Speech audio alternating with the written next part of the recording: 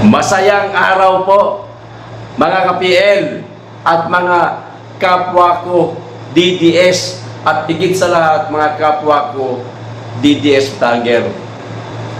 Handa na ba tayong salagin ang mga maaaring ibabanat ni Thinking Pinoy? Ha? Ayon po kasi sa aking kaibigan na si Butike sa Kisame. Hindi na berdeng palaka, mga PL. Medyo mabagal magbigay ng update si Berdeng Palaka. Dito tayo kay Butike sa Kisame. Di umano, pauuwiin na. Ha? Si Thinking Pinoy, mga ka-PL, dito sa Pilipinas. Para siguro banatan, kontrahin ang mga DDS vlogger. Kasi hindi po kinaya ni Makagago at ni Rendon Labrador. Di umano, tumanggap lang daw ng bayad yun eh. Bumanat lang yata ng 1 hanggang 3 beses. Tapos, wala na. Ha? Kinuha lang yung payola. Ang mga patuloy na bumabanat ngayon, yung mga pulangaw vlogger na nag-ingay sa Liwasang Bonifacio, etong si Mike Ube, at saka si what? Yung mahilig gumanon, o yung nagbebenta po ng pampapugi. Pero hindi mo po tumatalab. Ano ba? Hindi mo nila kayang talunin ang mga DDS vlogger. Kaya ayon, tinawag si TP, mga kababayan, pinauwi ng Pilipinas. At ayon pa sa usap-usapan, mga ka-PL, abay, papapasukin yata sa PTV. Magiging kasama yata ni Mike Ube, mga kababayan. Siguro, pagkatapos na kanilang programa sa PTV, may mga kanya-kanyang channel man yan sila, doon na po sila babanat. Gamit po yung mga balita, mga kababayan, na di umano, maraming nagawa sila Junior. Yung puro groundbreaking lang. Puro butas lang yung lupa. Tapos wala pang naitatayo ng mga establishmento. Tapos sasabihin ito mga pulangaw vlogger, palakpak ng tenga. Ang galing ni Da Junior. Merong inauguration. Pagtatayo ng, halimbawa na lang, ng mental hospital. Kunwari lang yun hindi pa man din na ipapagawa, mga kababayan, ay palakpakan natin yun ng mga pulangaw vlogger. Ang tatanga talaga. Ano pa? Yung mga ayuda nila na dinidengoy din ng mga kapitan, imbes na 10,000, ginagawang 1,500 na booking, isinuli. Pero si Da Junior, mga kababayan, walang ginawang aksyon. Weak talaga, weak. Hindi man lang pinagalitan yung kapitan. Ano ka ba? Gusto mo parusahan kita, ikulong kita? Masama yung ginagawa mo na yan. Wala man lang ganun. Tahimik pa rin ang bangal. Wala talagang pakialam itong mawang ito. Ano pa? Mga balitang, mga pampabango para kay Da Junior, yun ang ibabanat nila, mga ka-PL, sa mga DDS vlogger. Eto TP, kung matutuloy ka man na mauwi ng Pilipinas, o kung totoo man yung balitang yan, sinasalubong ka namin ng 2 kamay. Bakit? Para meron tayong mga magandang diskusyon. Di ba? Siyempre, may mga gagamitin kang mga referensya. Yan. Na maaari namang edibang ng ating mga kaibigan, amin lang pala, ng aming mga kaibigang DDS vlogger. Hindi mo pala kaibigan din sila. Kami lang kasi hindi ka naman DDS. Meron ka lang picture na payakap-yakap ka kay Tatay Digong. Na ginawa mo rin ngayon kay Kokak at kay Dayunyor. Hindi mo kasi nauto yata si Tatay Digong. Kaya, tweet! Biglang balentong ka. Ha? Hindi na uuto si Tatay Digong.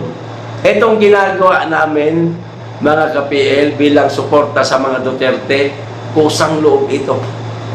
Wala itong kapalit. Taliwas po sa mga ipinapakalat na mga pulangaw vlogger na ang mga DDS vlogger daw bayaran, lalong-lalo na po itong mga laging naiimbita ni Pastor. Lalo ngayon, nakarating pa kami ng Hong Kong, nakarating pa kami ng Macau. Para sa kanila yan, mga kababayan, palibhasa, mga ungas yan sila mga bugok yan sila Para sa kanila ho yan, bayad. Wow, bayad. Paano naman yung totoong bayaran ng mga pulangaw vlogger na nasa listahan? Ano tawag namin sa inyo? Ha? Kayo ang totoong bayaran kasi pera ng taong bayan ang tinatanggap ninyo. Kahit i-deny pa ninyo na hindi kayo bayaran, huwag nyo kaming pagsisinungalingan dahil marami ng mga listahan ang nailabas sa social media at higit sa lahat, huwag nyong i-deny. Galing ako sa grupo ninyo.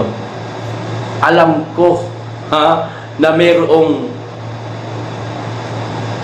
payola yung iba dyan. Yung iba lang naman, di naman lahat. Mayroong payola dyan. Alam ko yan. Yun nga lang,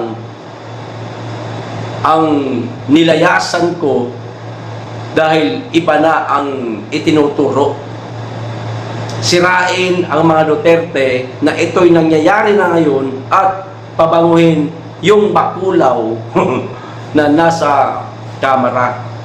Iyon ang hindi ko nagustuhan. Sabi ko, hindi ito ang gusto ko.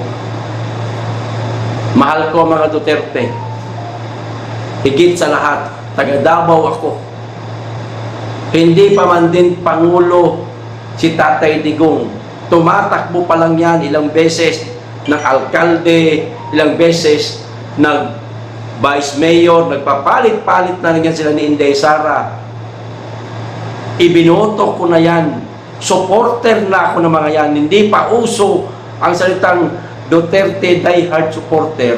Botante na ako ni Tatay Digong. Tapos ipagkakanulo ko sa halagang ganito. Hindi na. Lumayas ako. Imbes na pabanguhin si Tamba, ay binaligtad ko pa. Inaraw-araw kong banatan. At inaraw-araw ko rin pabanguhin ang mga Duterte, si Inday Sara, si Tatay Digong, si Pulong, si Baste. Mga kababayan ko yan Di ba? Bakit ko ipagkakanulo? Yon ang isa sa mga dahilan bakit ko sila nilayasan, mga kababayan. Tapos, ang lakas ng loob nitong mga pulangaw vlogger na to. Ako daw ang bayaran.